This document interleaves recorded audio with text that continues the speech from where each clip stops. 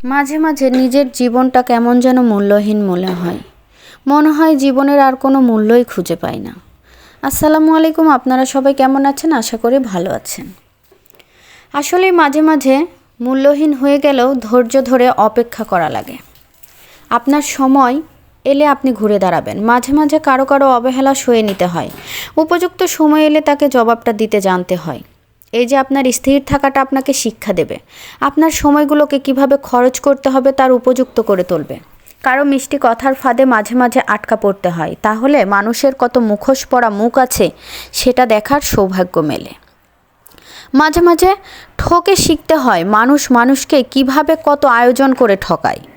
আপনি কখনো আপনার জীবনের খারাপ অভিজ্ঞতাকে খারাপভাবে নেবেন না।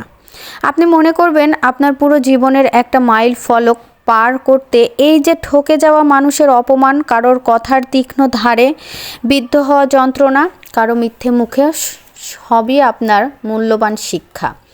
ভাবুন তো, এই শিক্ষা না হলে এই যে ফেরেশতার মতন মানুষগুলোর নোংরা চরিত্র দেখা পাইতেন কিভাবে? মানুষ সহজাতভাবে নিজের আধার দিক লুকাতে পছন্দ করে। জীবনে আপনি অনেক মানুষের দেখা পাবেন, তার চরিত্রের দিকগুলো খুব সাদাভাবে আপনার কাছে উপস্থাপন করবে, কিন্তু সময়ের সাথে সাথে তার মুখোশ খুলতে শুরু করবে। এক সময় জানতে পারবেন এই সাদা মনের ভোলা ভালা আপনার চারপাশের কিছু বোকা বোকা মানুষ আছে, আর সে মানুষগুলোর কতই না ভয়ঙ্কর, চিটার ও বাটপার। তাদের রক্তের নিউরনে স্বার্থপরতার হিংস্র পশুর মতন লুকানো।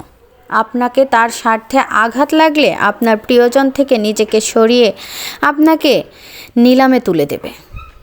এরা কখনোই আপনার ভালো দিকটা দেখবে না।